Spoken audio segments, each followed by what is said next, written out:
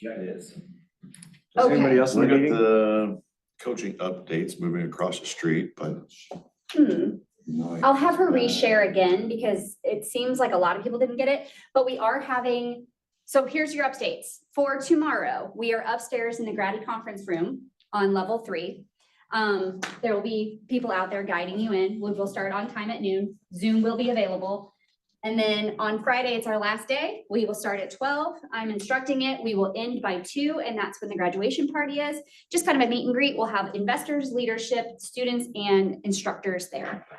I hope that you guys are getting everything you hoped you'd get out of this. And if you're just stepping into it for the first time, we will be redoing this in January. So if there was any classes you missed along the way, or the first 15, if you missed the first 15, we will be starting again January 3rd, and we will roll out Ignite again. All right? Everybody doing good? You guys ready for Drew? This is some great information today. It's a lot of really good information. It's really, really good information. You're going to want to take notes, check in here. There's lots of resources. I think we're on 17. We did work. Oh, gosh. Yeah, we are on Thank you 17. for touching that. Welcome. I don't want to talk about working with buyers and sellers. It's my least favorite subject. Oh, I'm sorry.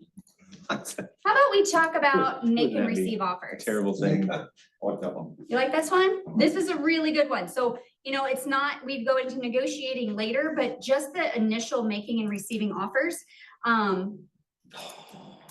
Don't steal all my content. I'm not gonna steal it. You're gonna talk about the stuff I'm gonna talk about. No, I'm not. Yeah, you are.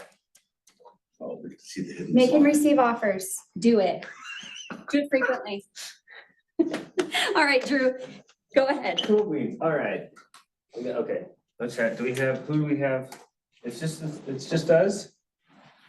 There's 3 people. And your chat will be on the right hand side of your screen. So if you see a chat, 234-3018. Do we know who that is? If your phone number is 234-3018, if you could just throw your name into the chat, that'd be awesome. If you can hear me, which I believe you can. 3418. No, 234-3018. Do you have that number? Jan Shane? Campbell. Hey, Jan. Thank you for joining us, Jan. I'm gonna grab a chair, so I'm not like, I don't wanna come across as like this guy that's like, let me tell you. I'm just gonna have a seat and we can have a chat. The only reason I'm up here is because this is Command Central and I have like 3 different screens to keep track of, so. Which I will do a miserable job and I promise I will try to keep myself up over the top. There we go. Short backgrounds. There we go. All right. Well, hey, happy to be back. Thank you. Well, I see you voted. We talked about that. I voted. You Yeah, voted, it is no good. I sticker. didn't grab the sticker. What? It was super early this morning. I actually got in and out in 3 minutes. At the front door. Were you like number 2 in line? No, it was I live in Ravenwood and the polling place is that church right there at like Charleston and West or East Yeah. Republic Road. And I mean, there was maybe 15 people there. Oh my maybe. gosh. I mean, it's. I was super fast. expecting it to be crazy. I got there at 6:30 this morning. I was like, all right, getting in early. I waited 30 minutes total. That's not bad. I was like, this is the best. This is the best one yet for me. I've usually had to wait an hour in lines at least, so. I will say it was worse. I used to live in North Carolina for a while and awful, absolutely awful. Cause like where we went was like an old school. I think it was around like before sports were even invented. Cause like the gym was definitely an old dance hall that had been converted to a gym. It's weird.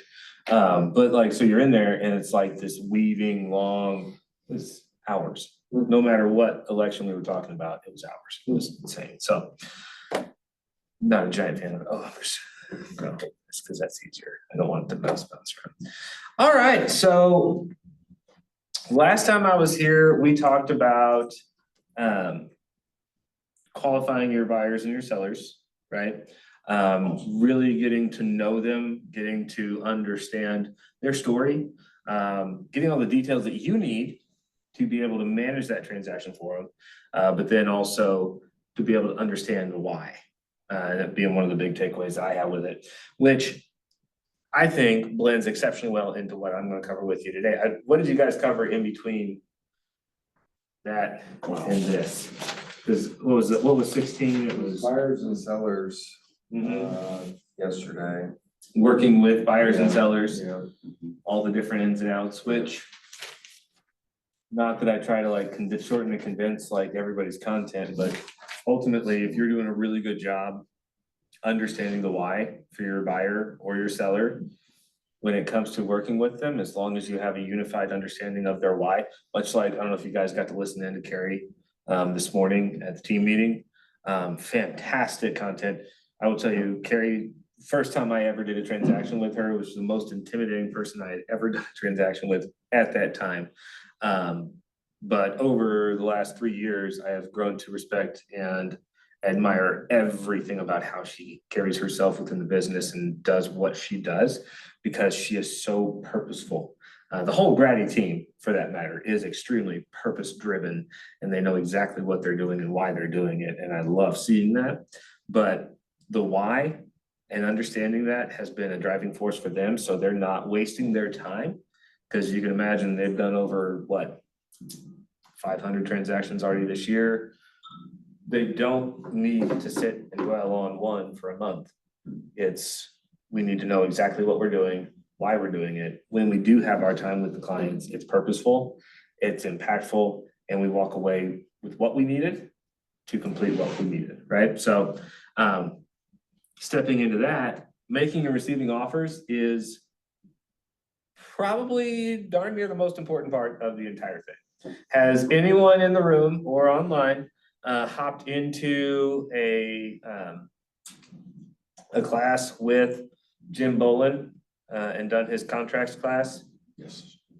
Highly recommend it. Dawn's. You did Don's, Yeah. Don or Jim, either one. I think they both have wild amount of information and knowledge on that front. I cannot recommend spending time with them enough. Like, even outside of just talking contracts, but just chatting about what they're seeing in the market, wealths of knowledge.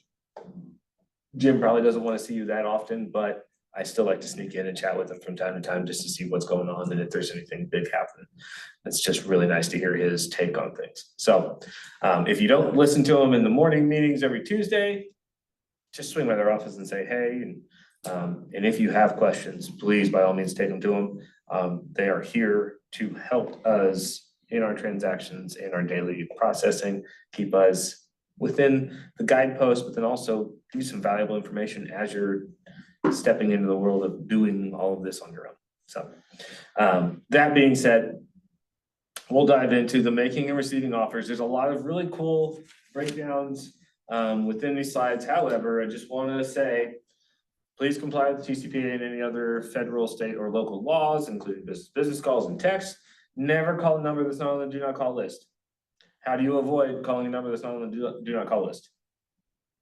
You're friends with them, they're publicly listing their information. Yep. Capture their information outside of, in a interpersonal way.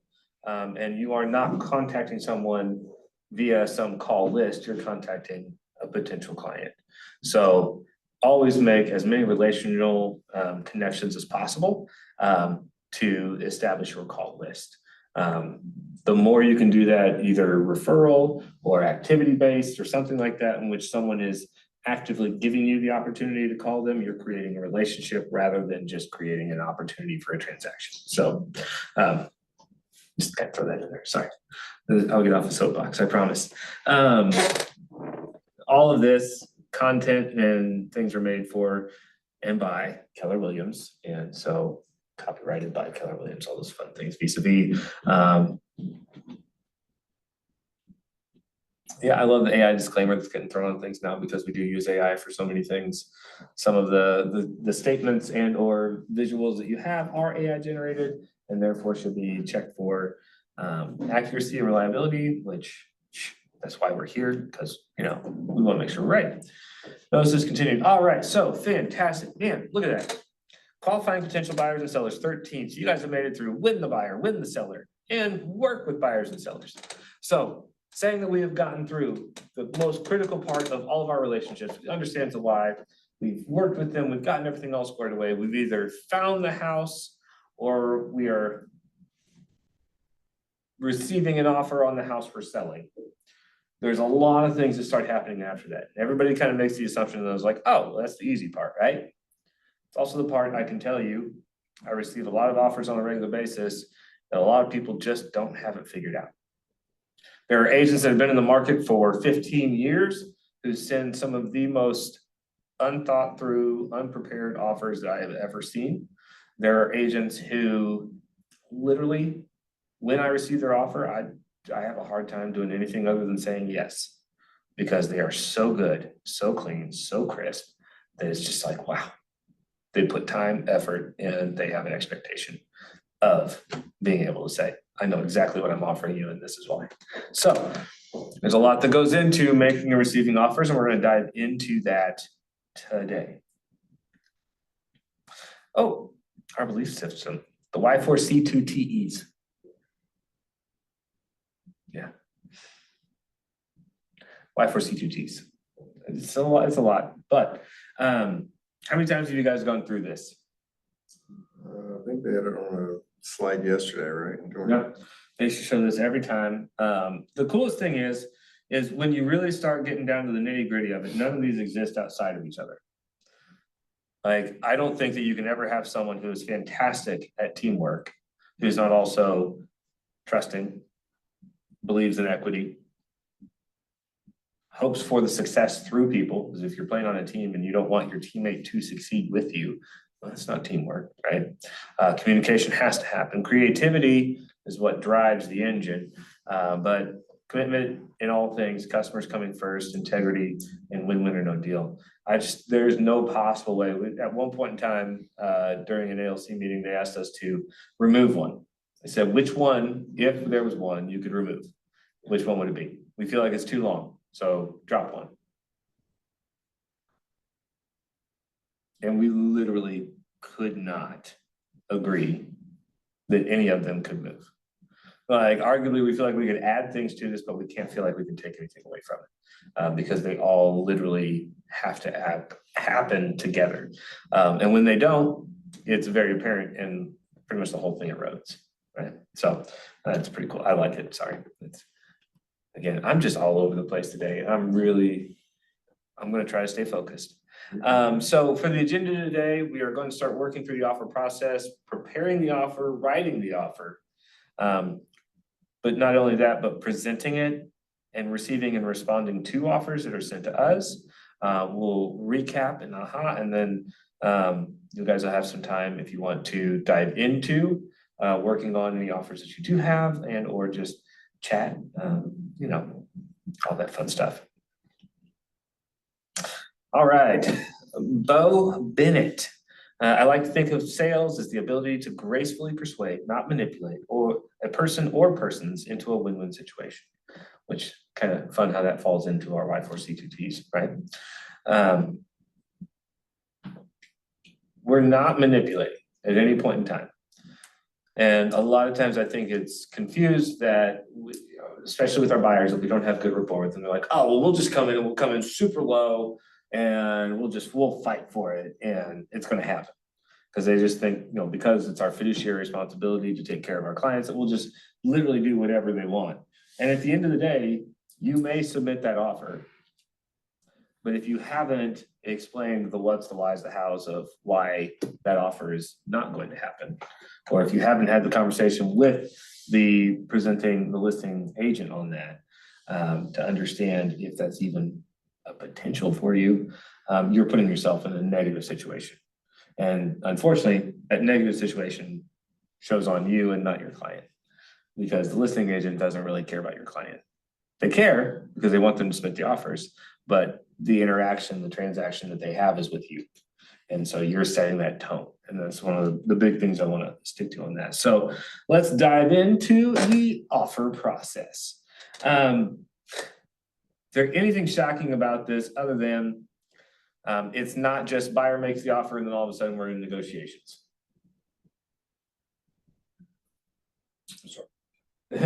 It's not just We make an offer and all of a sudden we're in negotiations. There's a lot of things that happen in between. So when we make the offer, the seller is going to respond.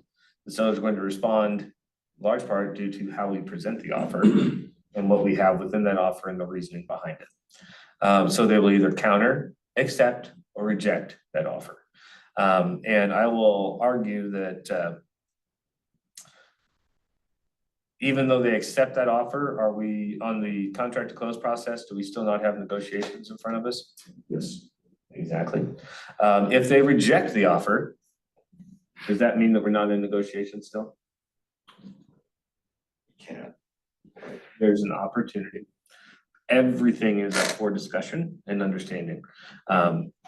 Rejections of the offer typically only come from someone who is unyielding or unwilling to cooperate and understand both sides.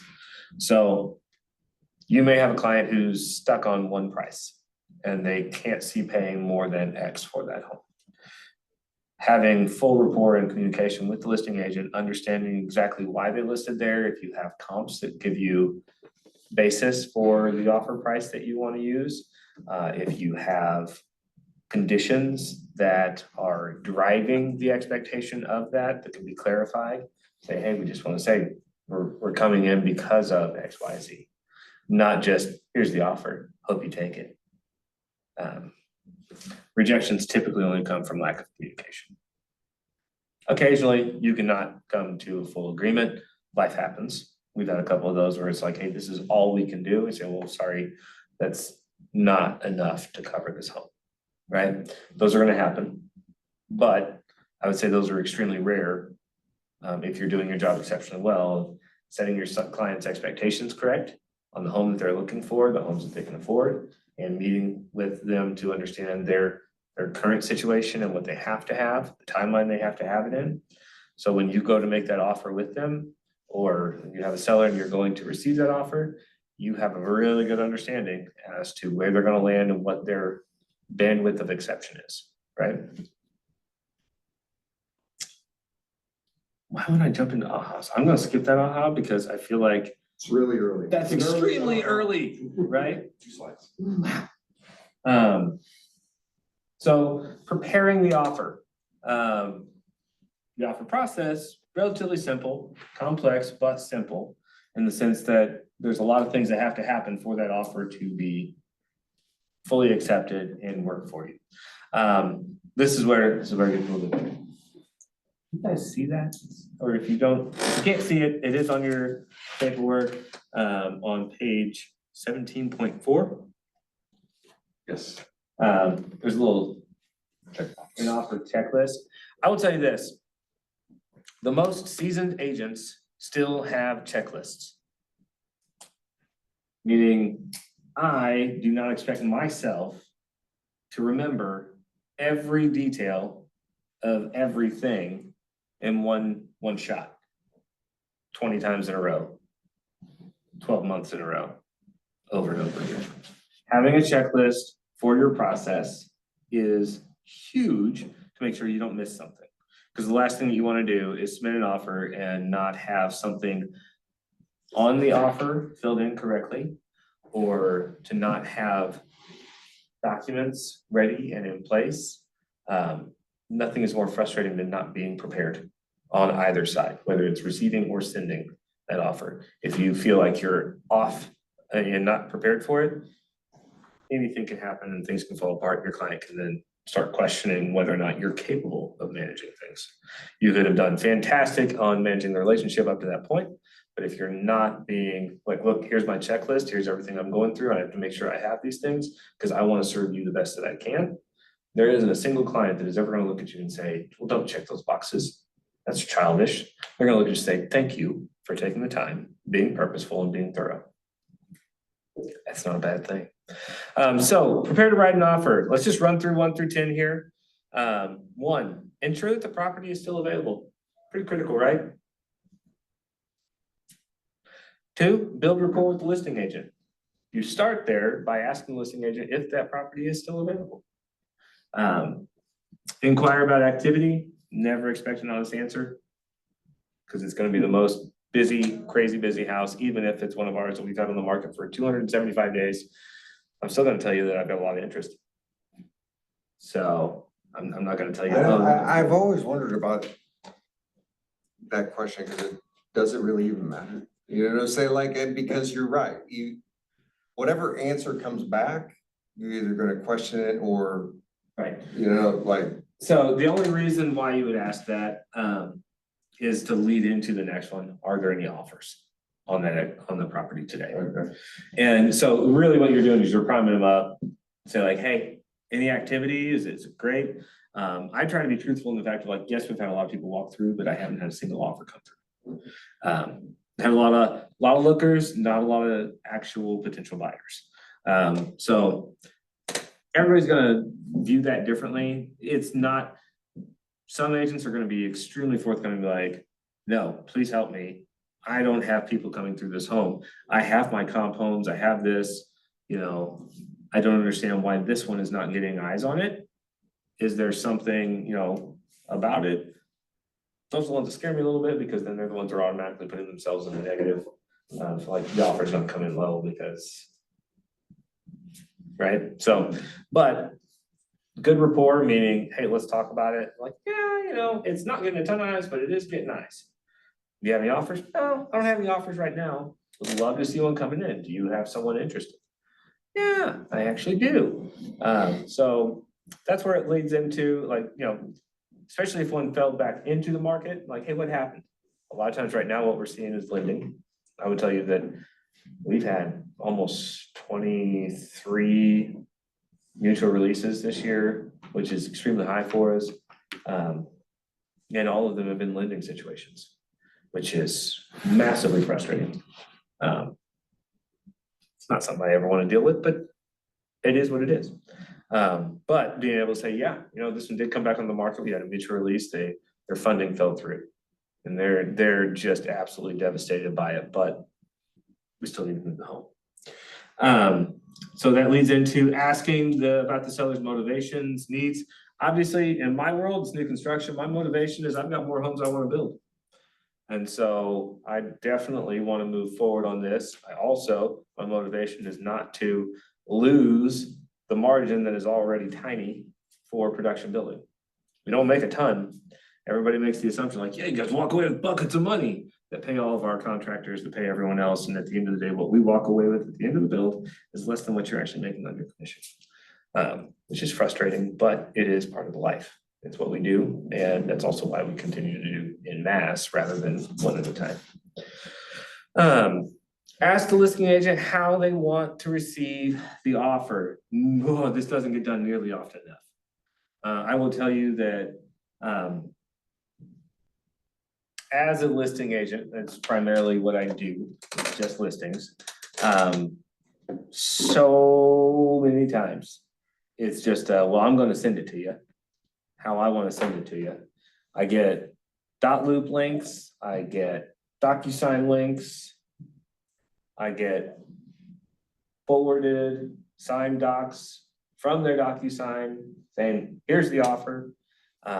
We will go through the proper way to submit that offer shortly. But yes, ask them how they want to receive it. Like, hey, do you want a real formal? Do you want me to just like, hey, if I just shoot this over to you so you can just review it real quick? Can we hop on the phone again and chat about it? They're probably gonna be more willing to chat if you're willing to give like, hey, this is where we're at. Also, obtain the buyer's pre-approval from the lender. I feel like that should be number one. I don't think by the time you had the conversation with the listing agent and tried to get all of that detail down, and you don't have a pre-approval. Are you showing houses? Yeah, right? I mean, yeah, I can get it, like why you would show houses to an extent, but bare minimum, you gotta have a pre-approval to understand that you're even talking in the right ballpark for your clients. And so that's one of those things, just as important as getting their story of their why and the how, understanding exactly where they're at financially. Man, I don't want to put them into bidding on a $5 million home and they can afford 55,000, right? Like everybody's got champagne taste and and a beer budget to a certain extent for, my next home is gonna be different than somebody else's next home, which is, and my expectations of what's expensive versus what their expectations of what expensive is dramatically different. So nothing levels the understanding of that quite like a pre-approval. Review the MLS and tax records. This is just due diligence, right? My hope is that if you're already reaching out and talking to the listing agent about a home that they're in love with, you've already done some due diligence in why you showed them that house in the first place, meaning that you understand that that is priced correctly within the market. It meets their list of needs. It fits their why and it fits their timeline.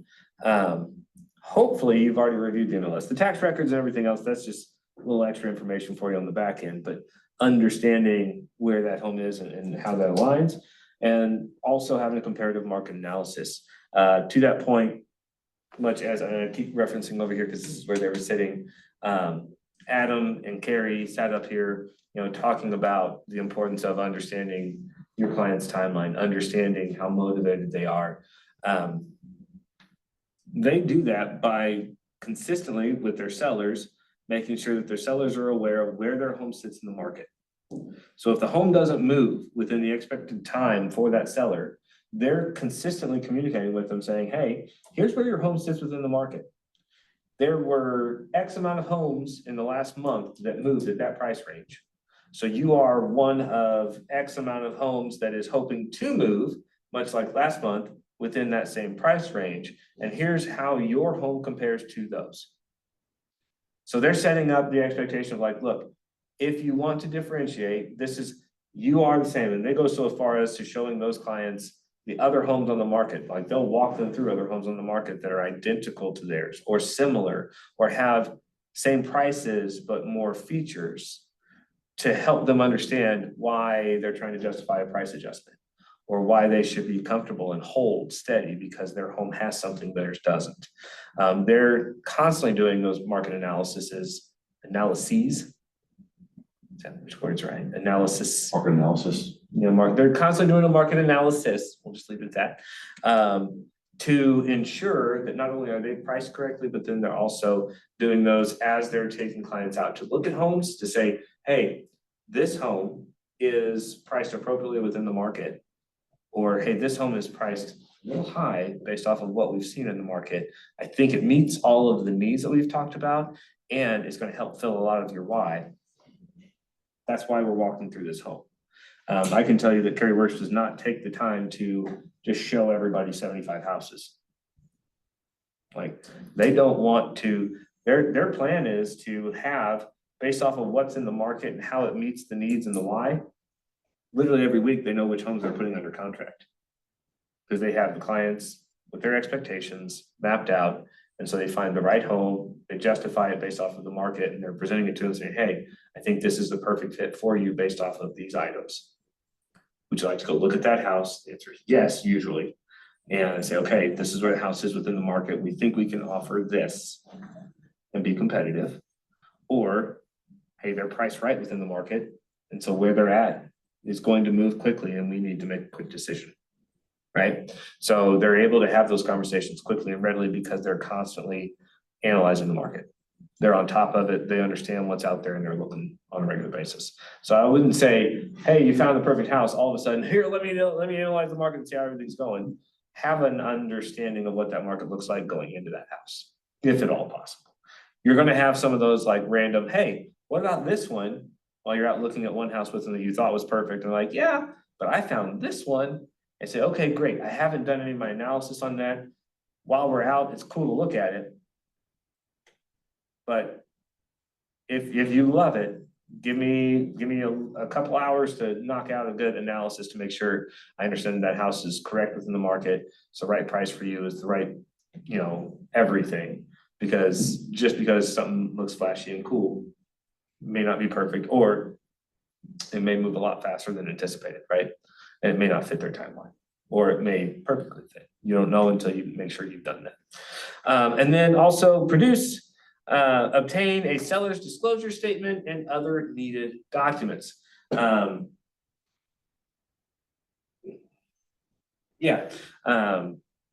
you should already have a buyer's agreement, right? Yes. Considering that none of this is gonna happen without it. Probably a good idea to say, hey, this is what we're gonna do, so seller's disclosure should be listed on the MLS. Your measurements disclaimer should be on there as well, so it should just be part of the packet that you're using, saying, hey, this is what was obtained, the seller's disclosure shows X, Y, and Z. This is the, hey, look, we're gonna, okay, you love this home, we're gonna put an offer in, let me grab the seller's disclosure. Let's look at this in detail to see if there's anything on here that we need to be aware of. Also, key point to that, if it's listed in the seller's disclosure, you're gonna have a really hard time putting that on your third-party inspection as something that needs to be fixed as well, because it's a known fact, right? Third party is finding unknown, whereas seller's disclosure is laying it all out there. We have one that we helped on a contingency deal, and they'd had a mold issue, but they had remediated it. But we were very, very positively still telling them that you need to tell everyone that it had an issue that's been resolved and it's been fully taken care of. Because if they find remediation anywhere, like, oh, it looks like mold was remediated, is there a mold problem? Say, well, there was one. The issue was found, resolved, it's been handled and remediated. It's now no longer something that can be thrown in there as like, well, we want that reviewed by a professional, right? So it's a CYA to have the seller's disclosure and be as thorough as possible. Just a side note on that listing. Throwing that out there. Any major ahas from preparing to write an offer? Anything you hadn't thought of originally when it comes to writing an offer? I really like create the checklist specifically because once, as I'm putting together my buyer's presentation, I'll make sure when I include and show the roadmap to purchasing a home, I'll make sure that they have that. I have that checklist for myself as well as they have the checklist to know what they need to do. And I'm sure, I mean, you did boats before, right? Mhm. Very similar. There's probably like, hey, here's the things that we have to have, the documents you have to have. When you send them over to finance to get everything all signed and squared away, they had a checklist of things they had to get knocked out, right? Sure, absolutely. They probably never once went through a home without making sure every single thing was checked off on their list. So that's just giving you the upper hand to say, look, I'm very thorough in what I do. I make sure I have all of these items. And if we don't have all of them, I don't want to move forward because I don't want to leave you guys in a bad position, submitting an offer and not having everything in place. So, man, I've come across this once already. Client, I put together a CMA. They've done 2 price reductions, each once a month. Mhm. He says, oh man, I mean, if we wait 4 days, you're gonna do another price reduction on this thing. And I did a CMA and everything in that neighborhood was booking clearly at $200 a square foot. This is somewhere in Nixa, whatever, right? I was like, they're at $186 a square foot right now. Like, that is a really good price for this neighborhood and for what's going on. And he proceeded, because they were wanting like $375 for it. He's like, we'll shoot him $360. I'm like, well, I don't think that's, and with the contingency, I'm like, I don't think that's gonna fly, man. Right. You know, I mean, just because a client makes an offer, do I have to submit that? Or can I say, no, I will not submit that offer. This is, you're not looking at this clearly and it's going to get rejected. And I think, so I deal with this on a regular basis. One, because everybody thinks I have a ton of money just baked into all of our homes. You have to have communication with the listing agent. So say, hey, my client is persistent that they believe this is where this house will move. I'm going to be submitting you an offer and it's for this. You're going to get some valuable feedback from them, right? Whether or not they're allowed to disclose certain things, right? So if it's something that they're looking to sell, like if they're consistently marking the home price down to move it, then they're in a time crunch, right? And when you communicate like, hey, this is where my client wants to start, you're saying, hey, we've communicated. I'm not 100% sure that this is gonna land, but this is where my client wants to start, so this is the offer that I'm going to be submitting. I wanted to communicate it with you early, rather than you being caught off guard as to this offer coming in significantly lower than what you have your home listed at. And so I just wanted to just kind of put that out there because that gives them the opportunity to say, okay, well, they're likely willing to receive a counter. And you know, that could start the conversation of them saying, okay, hey, we're at 375. We would have dropped it to 370 and he came in at 360. So let's go ahead and go to 370 and see if they'll take it. So they'll counter back to you rather than it be 15K. I'm not giving up 15K, right? So it's all in how it's communicated. And so that's the biggest thing for me is like, and if you could like highlight spots that are the most important is the building rapport with the listing agent. And then understanding if there's any specific motivations or needs around the movement of that home, right? And that can be, like, the reality is on your buyer's agreement, it says agent is allowed to disclose and you know, all the motivations and everything else out there.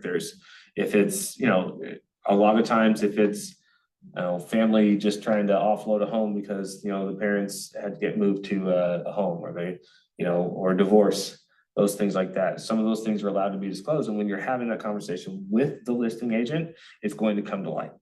They're going to share that information with you. There was a conversation that was had a couple months back where a client came in and was like, I want to offer 25K less on a house. And the agent was like, oh my gosh, if you offer 25K less on a house, you're going to get laughed out of this. They won't even counter us. Let me just have a conversation with the listing agent first. And so they called up the listing agent. The listing agent literally just went on this 25-minute conversation about how they just couldn't get anybody into the home, no interest on it. And it was just absolutely driving them bonkers. Well, they went ahead and submitted that 25K less offer and got accepted. Because the conversation with the agent was, no, they want to move this home. They're flabbergasted that it hasn't moved and they just want to get rid of it. Okay, well, I'm going to be submitting an offer. It's not going to be at list. I just want you to know that. You don't have to give them the exact price that you're offering. You just want to let them know, like, hey, like if it's not what you're thinking, give me a holler. If we need to chat through it, I'm open to it. I'd really like to get this house for my clients, because I think they'd love to make this their home. And so when you start from that approach, you start from a spot of cooperation and a win-win, right? Like, I want to help you move a home. I want to help your clients get out of the current home that they're in and get my clients into a home. And I would like to be benefiting from that transaction as well as you. So what's the best way for us to mutually get there, right? And it's not always going to be perfect and it's not always going to be great, right? But it's going to be, as long as you cooperate, communicate, and understand both sides, it's going to put you in a stronger position. But it's a great example of exactly why communication is key. All right, now that we have gone through preparing the offer, let's go through writing the offer. And there's activities that are not included in here. Colleague, talk about things that are important to sellers. If you've been with a seller, feel If free there to was a share lot your of own you- experience. I'd be like, let's do that. Let's do that because, you know, when you have a larger room, you have a lot of varied agents who've done a lot of business or agents who haven't done a lot. And sometimes it's really good to get some of them speaking and talking, and they won't always speak up in a group. So I really like being able to have that, but I don't think we have enough to really make that pertinent. But yeah. And pachow, writing an offer, yet again, another fantastic checklist. Whoa. Continued, it's 13 long. I was like, wait a second. Again, the checklist of like, hey, this is what we're doing and why is never a bad thing. Like, okay, you want to submit an offer, here's the things I need to run through and make sure I have first, got that, okay, cool. Hey, I've got a few things I need to do on my end. Give me just a little bit and I'll get back with you, right? But when you go to writing an offer, this is typically something you want to do right there with your clients. I know in the world of DocuSign, we have moved to, I'll prep everything and just send it your way. But I will tell you that doing the due diligence of walking through exactly what's coming their way first is awesome. And when you do that with a client, it creates a world-class experience for them because they feel involved and they also have more respect for everything that you're going through. One of the biggest things from this year when the NAR lawsuit was the lack of value that an agent brings to the table, right? That's why that lawsuit became a thing, is because there were a lot of agents who were not really showcasing what they brought to the table and why it was so critical to have them. So having a checklist, but then also running through and making sure that you take care of each one of these items. Because the price and the terms are just the icing on the cake, right? That's just the tip of the iceberg. That's the first thing you see. It's the first thing that gets somebody either to immediately say yes or immediately say no, but there's a lot of other things you gotta go through. So when you're writing that offer, you've gotta go through the seller's disclosure to understand, is there anything about this home that gives us pause or leaves concern? Like maybe if I look at the other homes comparatively priced in the market, while this does show really well overall, with this disclosure, I've got some concerns that we need to have covered off, right? Does that adjust the price? Or does that solidify your price, right? Seller's disclosures are huge for that. Conveyances, earnest money. How much are you willing to put up to say, I want this home?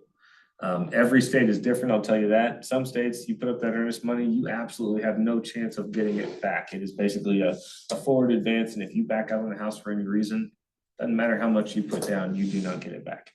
And in some states, they actually require you to put a certain percentage. It's crazy.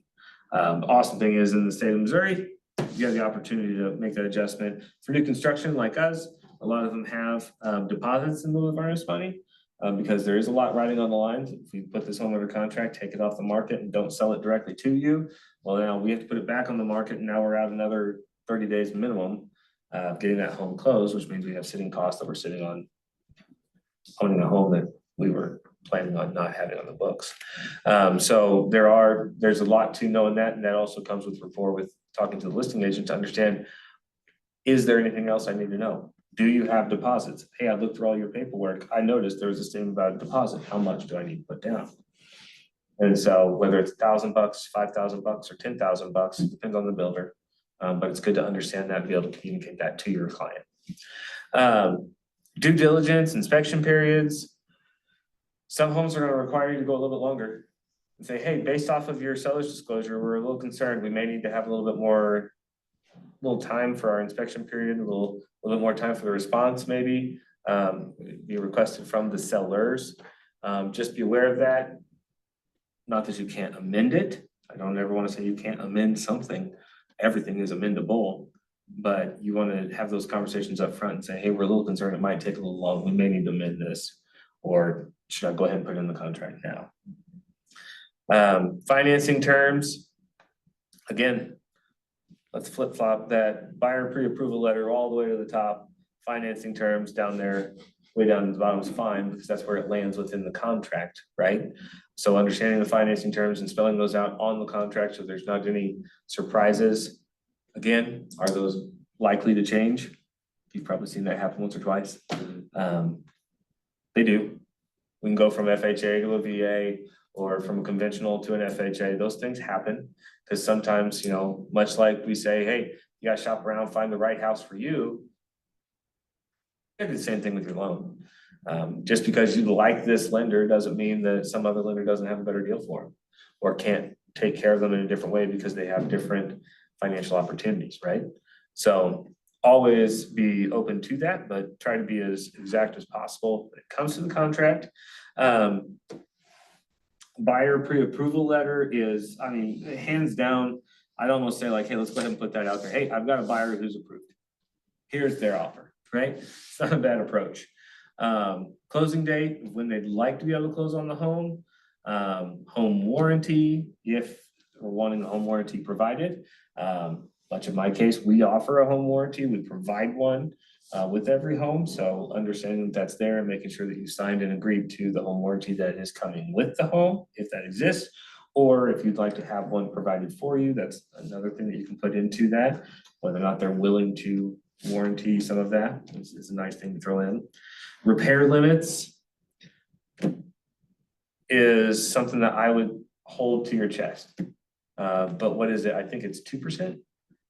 Trying to remember what the Grady team does on repairs. So as far as my net sheet, that's what I was told, it's a 2% repair cost for the seller. But we're looking at offers, writing offer for the buyer at Yep. this point, right? So at this point, basically, you're having a discussion with them to say, hey, when there's a third-party inspection, there's gonna be items that are on there that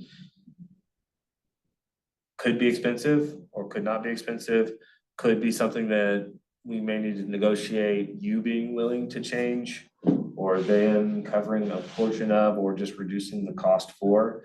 You need to have a clear understanding of that with your seller, not your seller, with your buyer, to know that you're not bidding on a perfect home. You're not putting an offer in on like 100%. Have a good one.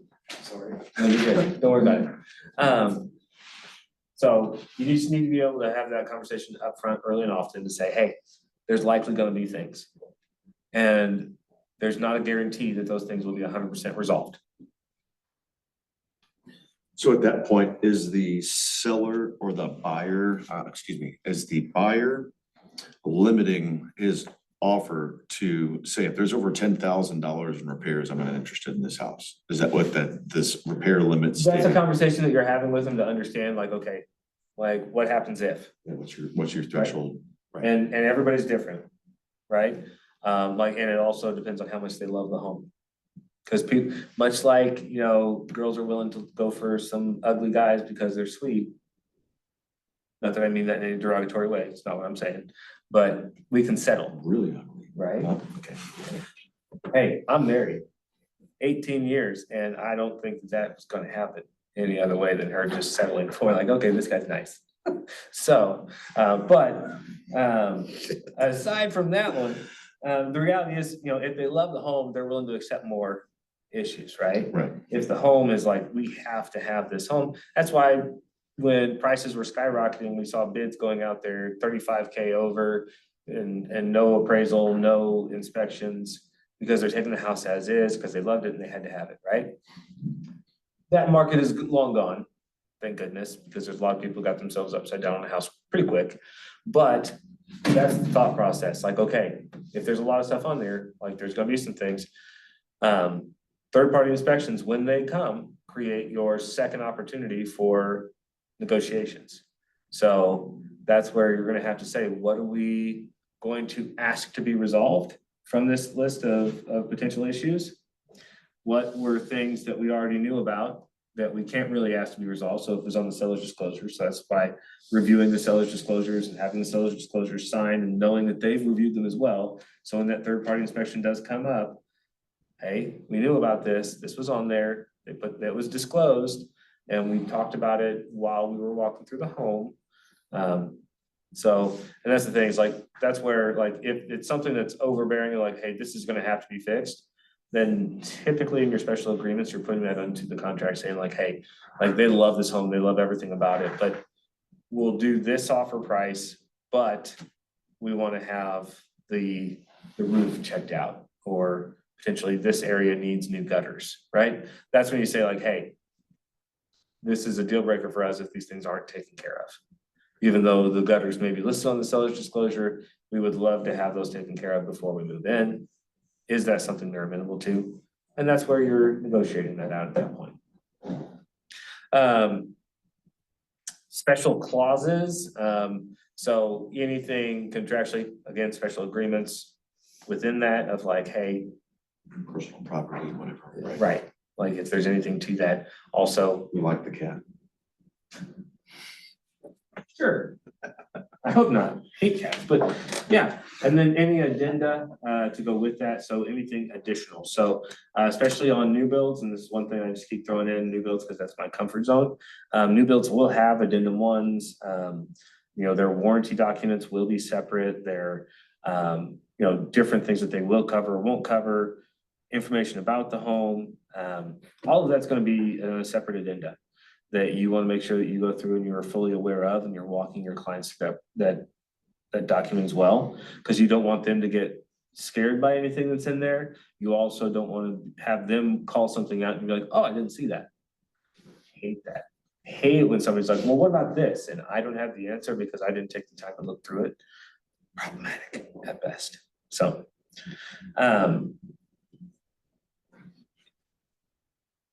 Right, now, best thing to do, not just with the listing agent, but also with the buyer or the seller.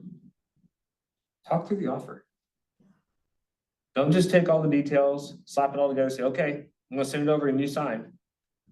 Talk it through, say, okay, guys, I've got everything, let's review it together. Let's just run through this, because I wanna make sure that I have everything right. And I wanna make sure that you guys know exactly what we're sending over. Don't want any surprises. So be sure your buyer understands the contract and what you've put together with them.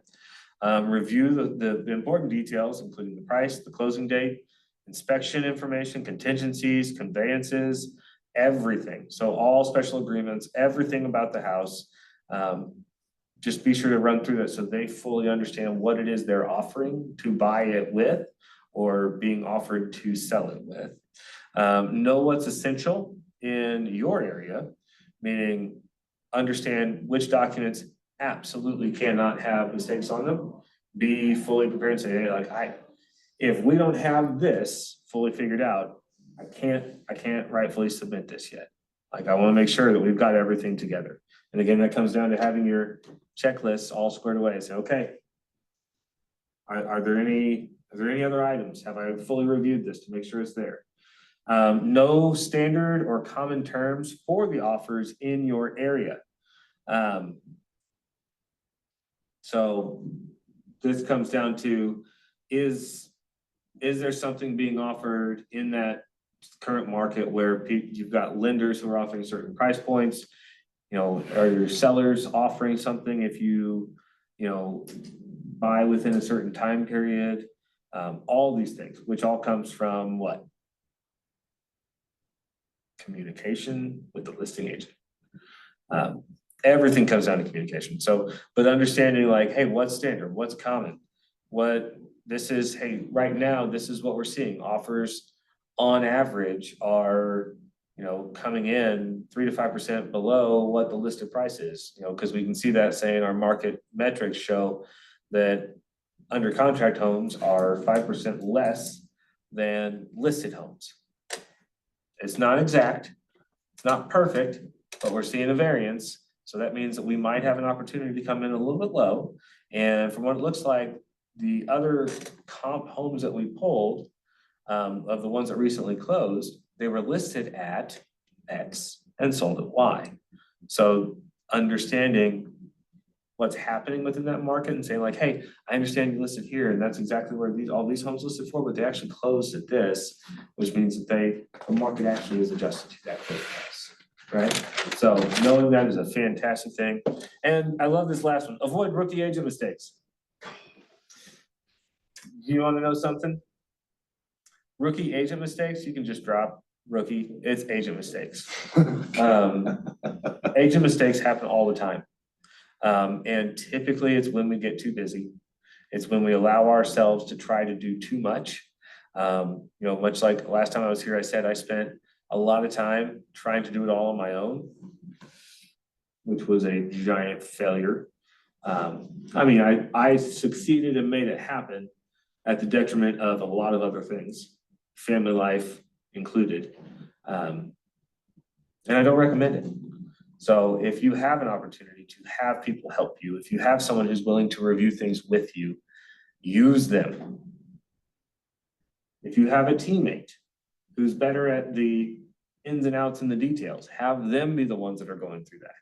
If you're the one who's great at the interactions and they're fantastic at the transactions, by golly, I think you got a TC. Let's make it happen, right? Find ways to put people around you that are gonna help you grow and succeed. Shanna is a fantastic resource as well. And if she doesn't have the time to be that person, she has people that she can get you in conversation with who can. And so, highly recommend, jump into those conversations. Don't ever shy away from it. And don't ever assume. The biggest agent mistake comes from assuming that you know everything, while admitting that you don't know everything. Like, yeah, I don't know, but I'm just, I know this and that's gonna be good enough. You shot yourself in the foot. You made it a lot harder on yourself for the rest of the year. So just avoid mistakes. Any ahas from writing the offer? Anything that you didn't think of that was in there? Or something that was like, oh, shoot, I didn't really think about that? I think despite whatever the client told you to make an offer for, it's, I've reviewed everything with Shanna specifically to make sure that I'm submitting it to the listing agent properly. I'm doing my diligence. That's been huge. To make sure I look professional, I'm getting all the things done, the MLS information sheet, this measurement disclosure sign, but one thing, it's the client wants to make an offer. We got everything ready. Sent the offer back to him to get signatures. He's like, I don't even want to move forward with it. Then 2 days later, he's like, all right, I'll go ahead and sign that offer. And so I've just had a very bipolar type client just recently. Yeah. It's kind of interesting. And so this is great. Just making sure that I'm checking and building that rapport with the listing agent. While we were actually talking, I had a young lady asking me about my listing there in Ozark, and she wanted to find out how's the house activity been and any incoming offers. And I don't want to keep it blunt or vague or anything like that. I said, that's great. Let's make sure we got a pre-approval letter first before booking or showing on Broker Bay. Trying to get an open house this weekend, trying to create some urgency to it.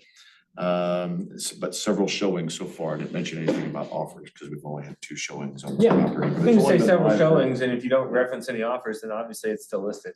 Yeah, right? it's been on the market for 23 days now. Yeah. And I'm really scratching my head. I mean, there's not a lot of properties that compare with my 5'3", 3,500 or 3,352 square foot. But there is one house that was listed that was built in 2016 that sold for 374, something weird. And it's like this weird anomaly. Maybe they just need to get out of here. Right. Yeah, And those are gonna pop up, right? Right. You're gonna have those anomaly houses, and they're gonna be, every once in a while, they're gonna throw your comps, right? You're like, oh, wow, we got this one. A lot of folks, what they'll do is they'll take their highest price and their lowest price, ignore those, and just stay in the middle, right? Find the median middle of the most comparable. But then also to that, I mean, my biggest thing is anytime somebody comes to me with questions about a listing that I have, I try to be as open and honest about what it is that we have. To your point, yep, I've had a couple showings, and working on trying to get things all squared away. Typically I follow is like, is there anything specifically that your clients are interested in? Or how can I help you with your clients? sure. I want to help you look like a rock star for your clients. What kind of questions do you have? Like what's your leading motivators, right? Because you're trying to help them look good.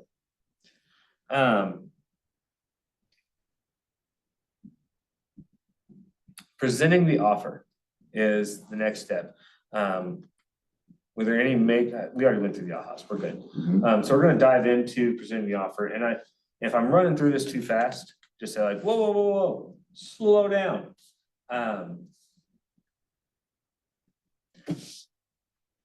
Because it can get overwhelming, and I don't want you guys to make the assumption like, oh, this is just everyday stuff. There's certain things like the checklist. They're there to slow you down, to give you a reason to make sure you're being thorough. Because the last thing you want is an offer that's not 100% thought through, I don't know how many times I've had to read through offers and go back to somebody like, hey, you missed this entire page. There's nothing checked in. I have no idea what your funding looks like. And I don't have a pre-approval from you. So does your client have the ability to buy this home? And I will be honest with you, sometimes they come back and say, oh, we're working on it. Okay, well then don't submit the offer then, right? Wait to submit the offer until you know. Oh, but we know we're good for it. Okay, well then you have a pre-qualification. Well, no, not yet. Okay, well then let's wait. Like I'm willing to wait if you're willing. So on page 19, we've got the presenting an offer checklist. And this is more for you as you're going through and making sure you have everything. Double check all your documents. Again, like I said, the last thing you want to do is submit a document that doesn't have everything on it. It does not hurt to read 2, 3, 4 times through your documents. I have to admit, I do that all the time. Follow any of the instructions, especially the instructions from the listing agent is how they want it submitted. Do they want it in a specific portal? Do they want it as a PDF? Do they want it all as separate documents or one individual document? We can do all of that through DocuSign or Dotloop. All those tools make it very, very simple, but trying to present it to them how they want to be presented to is going to help you simplify the process. Label all the documents clearly. Don't just send, I can't tell you how many times I get this, the 1, 2, 7, 8, 9, 10, 12, 85 JKM file. Here's the offer. That's all it says in the email. I'm lucky if I get the address that the offer is for in the title of the email. I can tell you those I don't open with great anticipation. In fact, I hold my breath when I open those up. Because I'm like, what am I going to get with this one? Right? It leaves me less excited about even potentially doing business with that client because I know their agent is not going to be on top of things, aware of things, or managing that transaction with us. It's going to be us taking care of everything and the agent playing catch up. I hate it because it makes the buyer feel kind of out of the loop and unaware of the process. And it makes them feel like they're not as important in it when they are critically important. So that's my biggest takeaway on that one. Order the documents logically. Put the contract in first or put your pre-approval in first. Like put your pre-approval, then your contract. Like all of the additional documents, your seller's disclosure, measurements, all the things where you just have to get signatures on them to prove that you did actually review them with your buyer. They're aware, they have all those things. Those are ancillary items, your addendums and everything else, those are ancillary.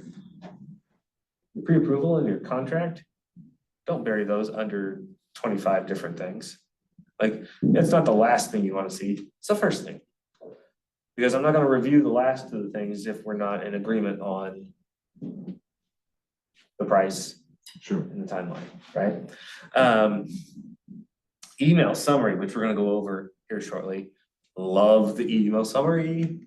Oh, I would tell you to create an email summary and create it as like a saved document and just literally use it on repeat.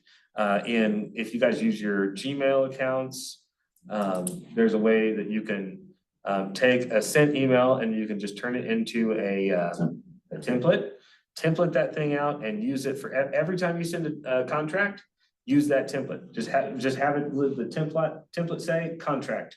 And so pops up as everything and you just go in and fill in the blanks, highlight where you need to fill in every time.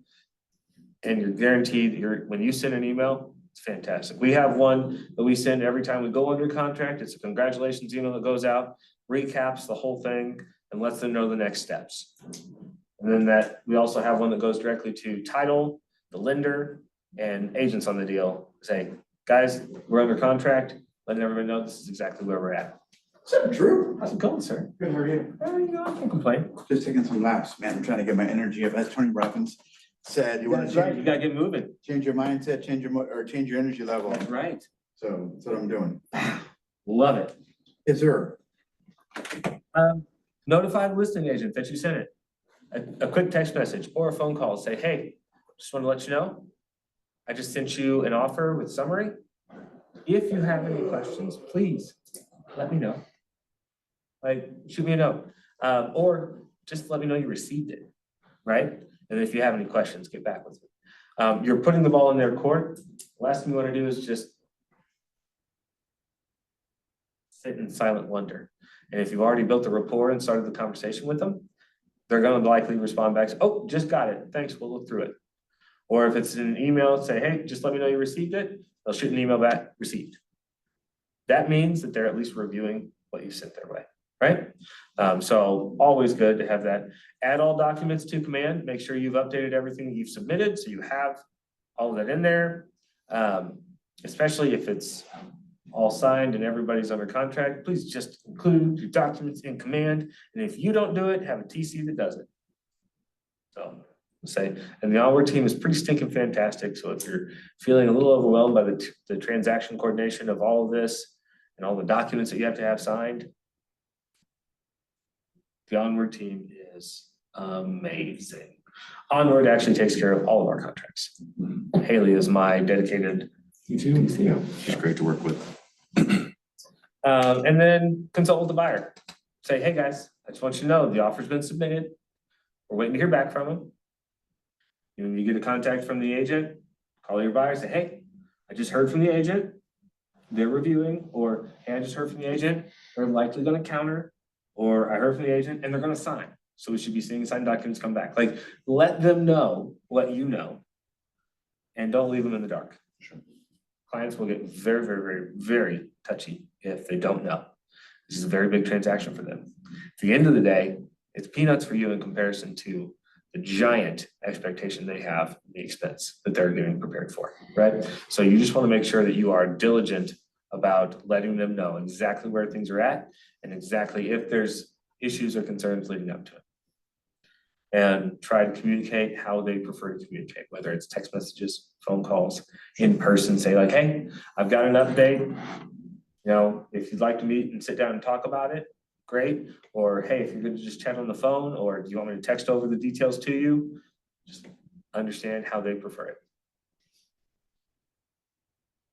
Any major ahas there on presenting the, A lot of communication involved. I mean, there's a lot of touches that need to happen, especially going between this and. I know it's a transaction. I mean, it's as much an emotional transaction as it is a financial transaction, right? And so that's why the communication is so hypercritical. If there was no emotion in any of this, robots could be doing real estate, right? If there was no emotion and it was purely just, yep, need a home, got a home, and there was nothing to it, man, be click, click, done, got a house, yay. But the reality is there's a lot of emotion and there's a lot of emotion on both sides. And so what we're navigating more often than not is not just the price. The price is just one piece. We're navigating the, hey, I'm presenting this offer and I know it's not exactly what you have it listed for. Or, hey, I'm presenting this offer. It's exactly what you're asking, but we did ask for this to be included with that, right? Whether it's the couch, the fridge, you know, hey, we're presenting a full offer, but they love that fridge. Could they keep it? Right? Because it, you know, fridge doesn't convey. So we just want to, you know, see if we can. All those different things play into it, but communication is the only way you're going to actually have opportunity to fine tune those details. All right, so we've gone all the way through presenting the offer, which she does not have it on a slide. I was very disappointed by that. But on page 10 in your paperwork is a fantastic email summary when you send out an offer. I I love it. I would almost say, literally type this thing out verbatim and use it as your offer letter every time you send it. If you use this and can actively have buyers, the summary with the buyers, sales price, closing in X amount of days, financing, pre-approval through who, and any additional information being like, hey, we'll cover whatever this is. And then a statement of what's attached. Oh. If you do this every time, mind blown. People are going to think that you are the most professional, exemplary agent that has ever existed. And I will tell you that the teams that use these consistently win more deals. I'm not saying it's because of these. There's a lot of other things come into play. We talked about the Grady team and how purposeful they are behind things, but utilizing a very purposeful email out for sending a contract goes a long way. It shows how professional you are in the entire situation. All right, so we're gonna dive into receiving and responding. Obviously, when you receive and review the offer, there's a checklist of things that you can do. And I don't necessarily do my checklist in the same way, but I do have a checklist of every time I receive an offer, I make sure that one, I confirm that I received the offer. I thank them for sending it over and I let them know that we'll be reviewing it and we'll be back to them within 24 hours or less. That's how we are, because we can guarantee that we're not gonna leave you hanging, no matter what the offer is, right? So make sure the offer is complete, so it's not missing anything. If it is missing something, when you respond and say, hey, I received it, however, I noticed that you had not signed, or I noticed that you had signed, but your buyers hadn't. Trust me, that's happened before. Somebody got excited and they sent me the copy that didn't have their client's signatures on it. I'm like, well, that's great. I don't think they're dedicated to buying the house because they didn't sign for it. But make sure it's complete. And if it's not, when you confirm the receipt, say, hey, by the way, I received it, but this and this is missing. Do you want to get that back to me so I can fully review it? Then immediately get the offer to the seller. And I say immediately because that's what a timely manner means to me. Being able to immediately communicate that, obviously within their time frame. If they're at work and they can't hear from you, just send them a note and let them know, hey, received an offer. I'll have a review of that offer for you shortly. Or, hey, let's meet this afternoon and we'll discuss this, or let's have a call.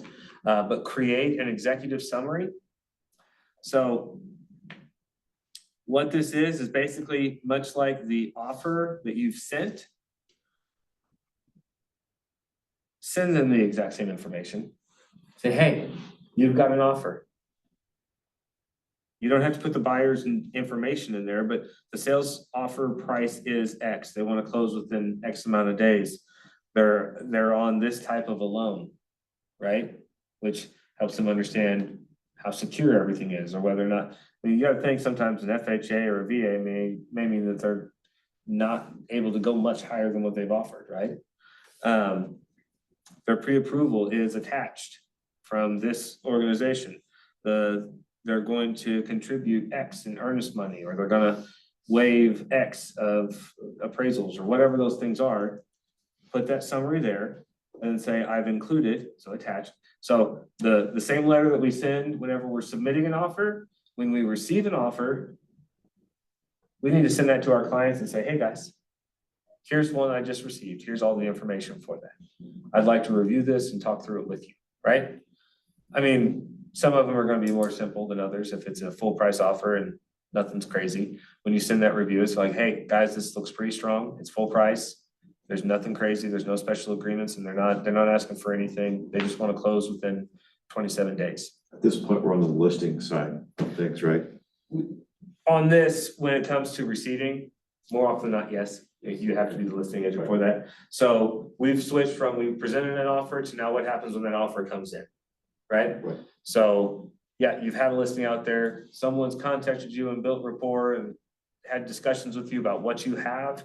and then they submit the offer, hopefully they submit a fantastic little email like this to you, that you can then take that information and drop that into an email to your clients and say, hey, I just notified you via text or call that we've got an offer in. I wanted to send you the details so you could review it, but I want to discuss this with you later.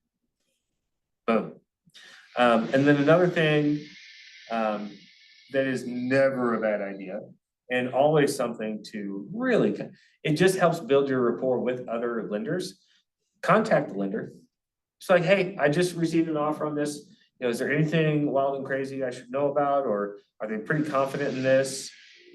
Because there's times where that lender may be like, oh, well, they're pre-qualified.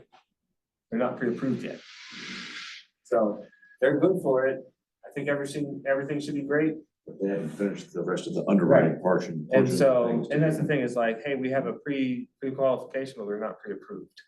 Right? So there's a few more steps that they're going through their process, but if it's a solid offer and we're okay with the pre-qualification, and you talk to the lender and they're confident that they're gonna get them to the closing table, sounds good. Other times you say, hey, you know what? Hey, we received 3 offers. 2 of them only have pre-qualifications, but they're not pre-approved. But this one is pre-approved, and it may be $5K less, but it's a guarantee. I talked to the lender on the deal. They're locked, they're loaded, they're ready to go. In fact, they could probably close in 15 days if you wanted to. Right? It's a different conversation, but just touching base. I'm not saying that you're gonna be able to get a hold of all of them. And I'm not gonna say that you're gonna be able to have that kind of a conversation, because there's only so much they can let you know. But you can hear from them. Are you confident that this home would make it to close within 30 days? Are you confident that they can have this home ready, ready to buy this home within 45 days? I need to make sure that I'm doing the best for my clients. There isn't a single lender that's not gonna wanna hear that. And likely what that's gonna do is the next time the lender has someone who's looking for an agent to buy a home, because you've initiated conversation like that, you've put that kind of due diligence into it, they're likely gonna recommend you to that next couple. It's just a great opportunity for a referral. I like that. Then create an outline document to reference when you call the sellers. So just, and it can be on a piece of notebook paper, or it can just be the email that you have prepped, but have your 2 cents, right? Like if the offer comes in low, why do you think that's a good offer or a bad offer? If the offer comes in high, what are your concerns and fears of them coming in and offering high? Are they a flight risk over something going wrong, right? Just be sure to review the whole contract thoroughly, get the details to them, but then when you sit down and talk with them, say, hey, this is how I view this. And sometimes you say, hey, this is really straightforward. It is what it is. This is the offer. This is what they're willing to deal with. I think this is pretty solid. Other times you say, hey, this is a great offer, but remember, we've got appraisals, which you're a little concerned about appraisals in this area. So they've agreed to the price of the home. We've still got to get past appraisals and your third-party inspection. You did a good job filling out your due diligence, your seller's disclosure. So there's a lot of things already covered on there. We feel pretty confident, but there's always an opportunity for 2% of your total cost to come through in third-party inspection defects. Are you prepared for that, or are you prepared to give that up for them to fix it later? So just so you know, just want to make sure that that's out there, if it's not already covered, taken care of, or anything else, right? So you're just making sure that you cover all the due diligence and they're thinking through the entirety of the transaction. Nothing is worse than getting excited, signing on the deal, and then 2 or 3 weeks later, it being the worst deal that you've ever been in, because the sellers are frustrated, the buyers are asking for something, even though it's well within the rights of their contract term to do so, right? Third-party inspection comes back, items are red flagged over issues. Buyers come back and say, we need this, this, and this to be fixed. That if they go back and say no, that allows the buyer to basically say, okay, you're a failure to fix these, lets me walk. Right? So if you have that and say, hey, we've still got to get through these items. Hey, these are going to be some key points. I think this is a fantastic offer, but understand there may be things that pop up. And so, well, this is the offer. We just know there's 2 other points of negotiation. Your third-party inspection and your appraisal. So being that leading voice up front Means that when it comes to that point, they're prepped, they're prepared, and when you say, hey, we talked about this, they say, yeah, we did. Thank you for letting us know that early, because it didn't come as a shock to us now. Right? You're putting them in a position of power and understanding, which everybody loves being there. I like being there. Oh, that's just more.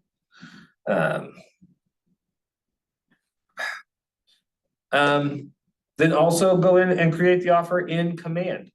So if you submit an offer or if you received, put it into command so you can start tracking everything, right? So you have a listing, you received the offer, put all the documents in there and who's the buyer, what the totals are in the transaction, where everything's at. Again, also highly recommend the TC. This is exactly where they come into play and they're able to maintain and track all of this for you. However, especially as you're getting started, managing through some of these on your own gives you a much better understanding of where everything's at. It's also really nice when you put it into command and keep everything in track. It keeps you compliant, right? Who doesn't like being compliant? Only people who don't like getting paid.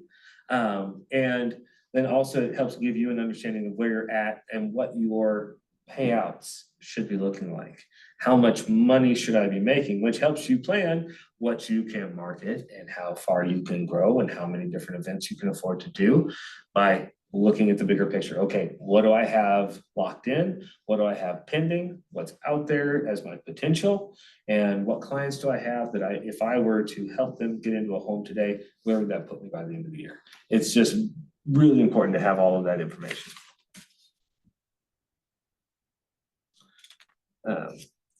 Yes, receive, refuse the offer, continued. The call the lender, there's a couple great things just to ask and introduce yourself. Ask them if the income, assets, and credit have been verified. Have they been pre-approved by an underwriter? Is there any non-property related conditions to the loan approval? And what's your current appraisal turnover time, right? So like if they're wanting to close it quickly, but the turnover time is 14 days for their appraisal, well, you can't close the house in 15 because you'd have to appraise it tonight and hope that they have the turnover in time for the day of closing. Well, obviously, you're gonna take at least 30 to 45 days, right? So it's all important things to know. Is the loan contingent, which should be under contract, right? Have you worked with this buyer's agent before? Have you worked with this buyer before? Have you helped them buy a home before? Are you aware the buyer's given an appraisal gap of X? Can you confirm that they have the cash to cover the amount in addition to the down payment, closing costs, and other expenses?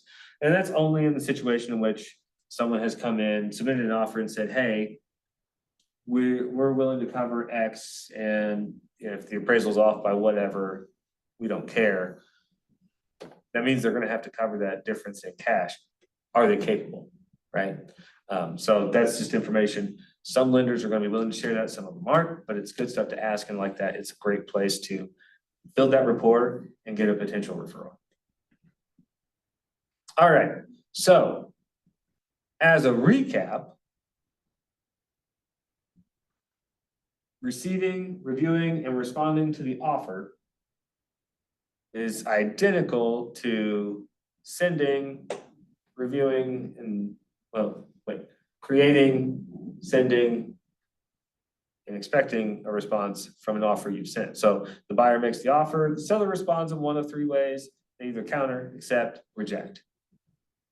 All of this is only going to happen in the vacuum in which you have done your due diligence and communicated consistently and effectively with all parties involved. It's a lot of talking. And so that's one of my things I'd say is like, get very, very comfortable talking to people you don't know. Get very, very comfortable asking questions that are pertinent to each one of the contracts.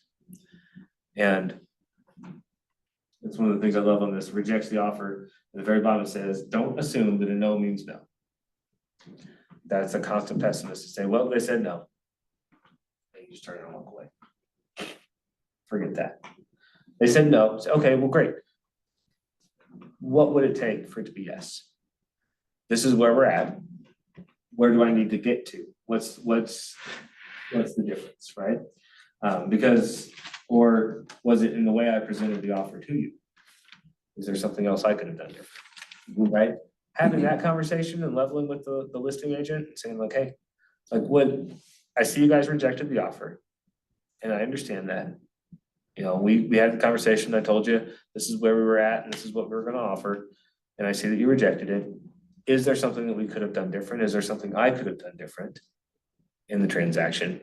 Or is there a firm point in which we had to get to in order for you guys to agree? And some of them are gonna come back, yeah, the list price, that's exactly it, okay. So they're not willing to move at all? No, absolutely not. Okay, I understand. Thank you very much, have a great day. Now, is that house completely off the market or out of their mind? Nope. What happens in, say, 15, 20 days and that home's been on the market for 30 days now? And they start to have conversations with their agent and say, well, we did receive that offer, but you declined it. We're gonna need to do a price evaluation. And maybe they drop it by 5K. And now that puts you closer to potential. You can either go back and say, hey, I just want to touch base. I noticed you guys adjusted the price.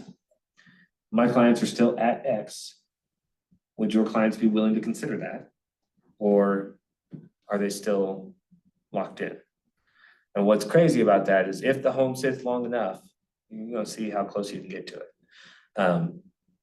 It's not always perfect.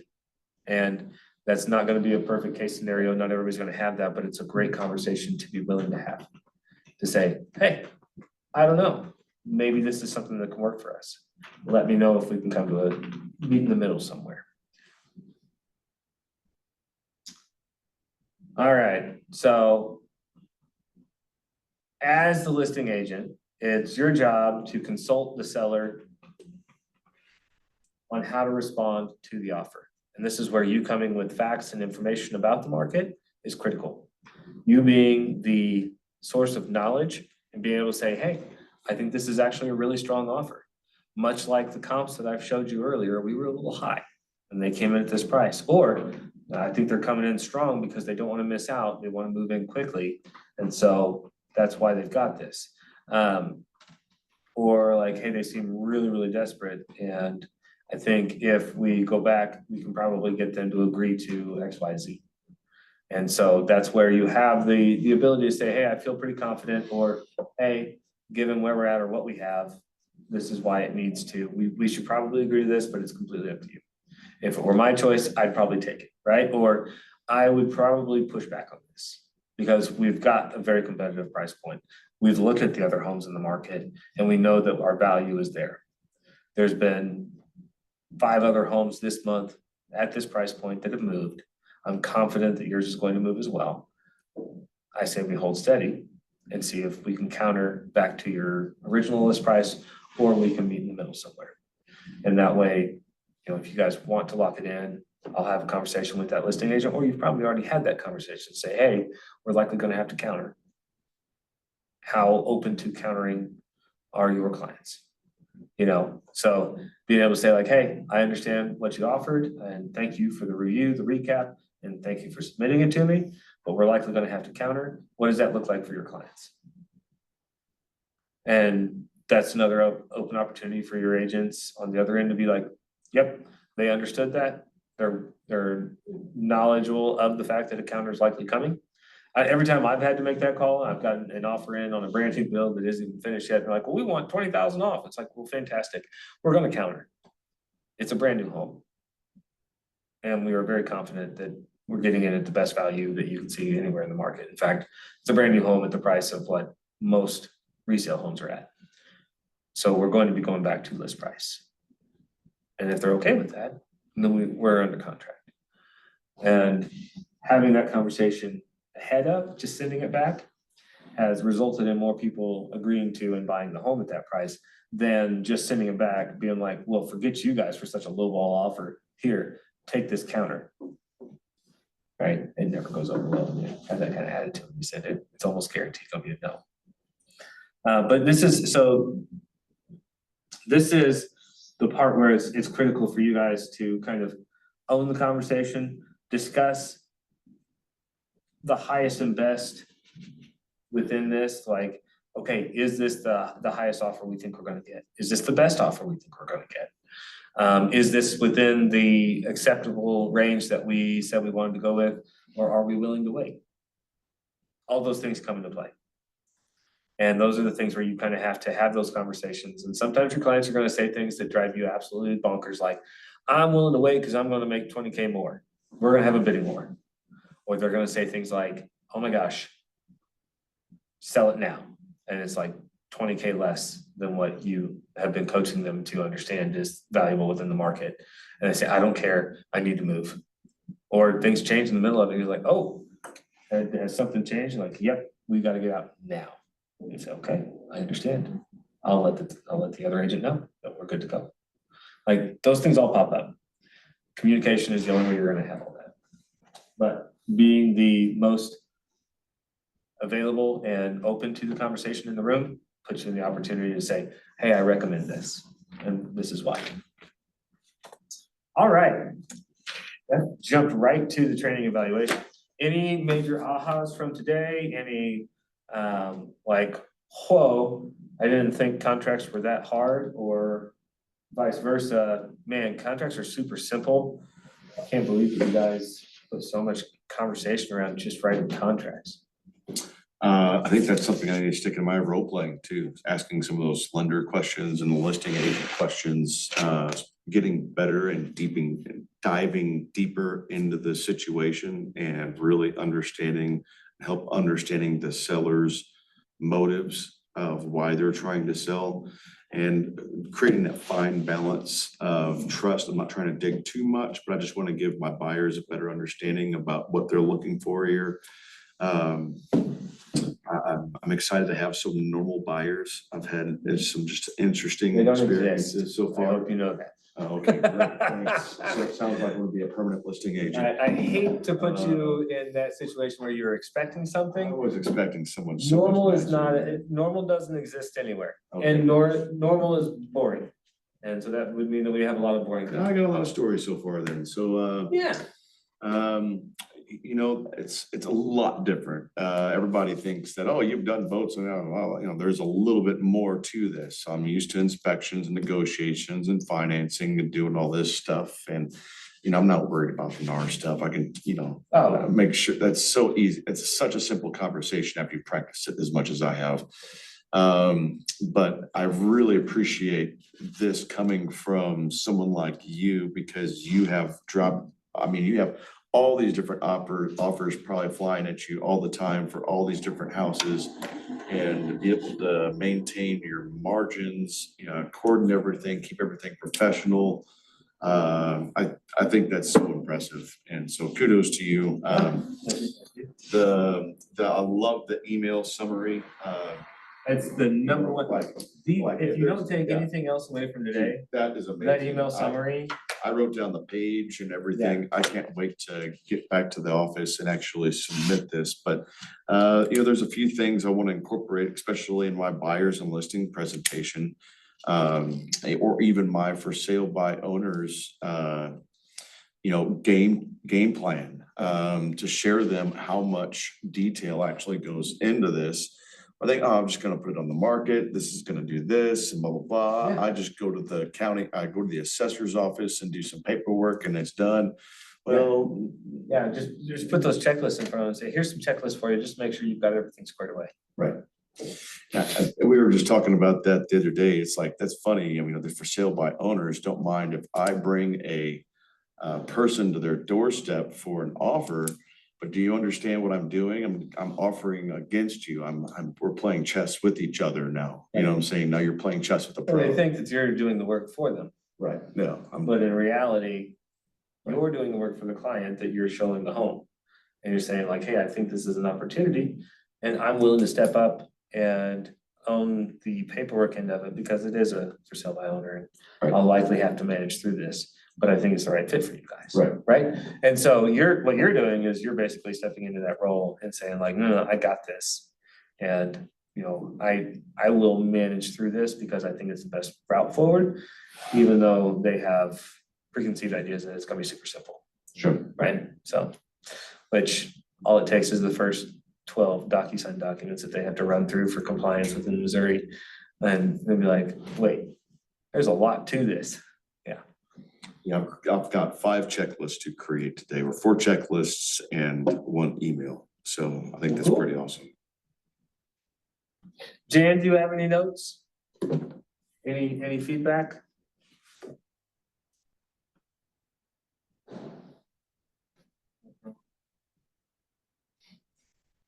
You can hop in anytime. She's probably like, Drew, do not reference me one more time. I don't want to hear it. But no, happy to hear that. Like I said, if there's anything that you take away from today, the checklists are fantastic. They're really, really good. But the email summary, there's another email summary I didn't spend any time on, so I apologize. But so it's the email sample for seller prior to presenting the offer.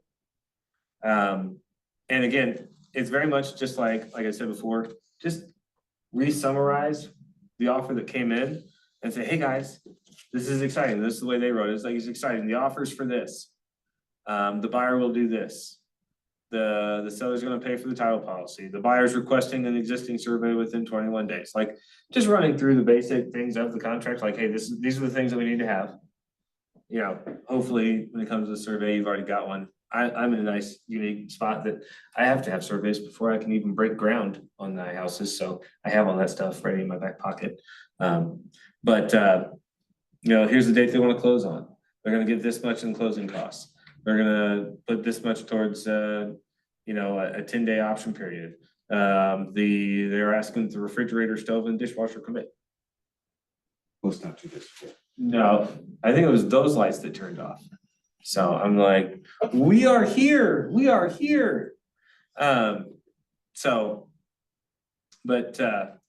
Just a recap of exactly what came in. Now, you're also gonna have times where you get multiple offers, and sending an email this long for all of those offers probably isn't gonna work out, which is why I really love this one. Cause you can say, hey, I just received 3 offers on your home. Here's a review of each one. Offer 1 is this, offer 2 is this, offer 3 is this. I've got some thoughts on these and some notes I'd like to review with you. I just wanted to get these offers in front of you and would love to set up some time with you this afternoon or over the phone this evening if possible to talk about which offers are the best out of these. That's gonna happen from time to time. So being able to say, hey, here's your offers, but let's talk through which one's best and which one you think would be the best opportunity to move forward with. Being able to break it down, that's why I like this one so much, because it's very simple, but it's very clean, very crisp, and it's very to the point, so. That was in a worksheet here. Yeah, it's the same one, the one you've got highlighted, I think it's page 10, right?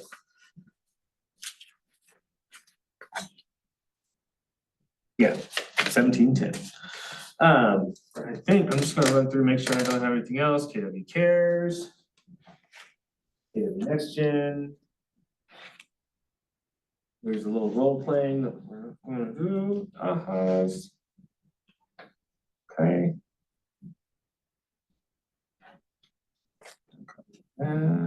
All right, daily success system.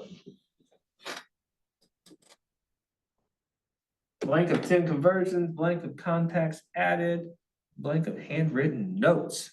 10-5-1 social media engagement. Like that.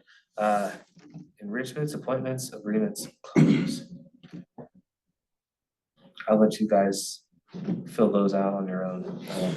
Yeah, I was so close. Had an open house 2 weeks ago there in Nixa. Turns out she's looking at a Cronkite property too.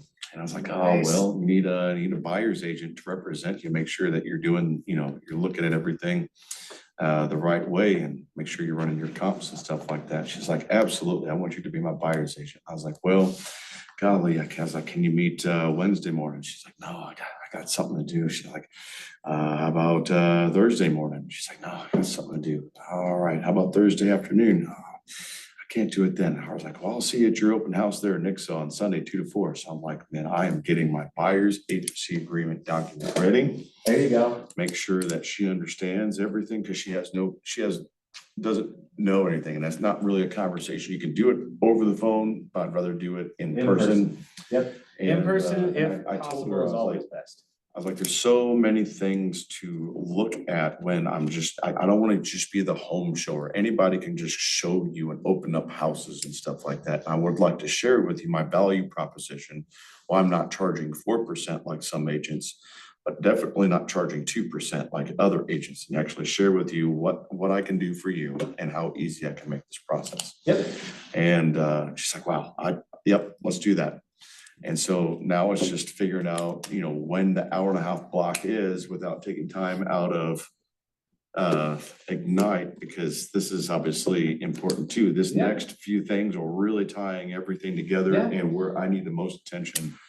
Never miss the opportunity. So if you get an appointment, take that appointment. Yeah, but I- negotiating is super important too, and they're not having this class till January, so I'm jumping on it. I get it. Wow, this is all also celebrate success. She said she is listening, I'm listening, but can't respond. Great content. Thanks to you, Drew. Oh, nice. Thanks, Jan. Thank you. I don't know. It could be our end. I don't know what button I'm supposed to press, so Blame it on Shannon. it's all good. It's all Shannon's fault. Yep, it's all Shannon's. Just running through. Prepare for the next session. Negotiate. Slide like that before. All right. So hopefully I've prepared you for that. The negotiation of offers comes down to a lot of it being how much you've communicated with the agents on either side leading into it, and how much you have prepared your clients on realistic expectations, right? When you set the expectation with your clients, and when you've had communication on both sides of the deal, you are much more prepared for negotiation. The negotiation is going to end in a win-win than a negotiation where somebody feels like they lost it. Right. So, cool. All right, guys. Well, thank you very much for your time. Look at that. Man, I made it by 2:00. Man, you're awesome. My Awesome goal stuff. today was to make it happen by 2. That's I great. think I went a little long last time. I have so many doors to knock right now. It's gonna be great. Knock on those doors. I wore my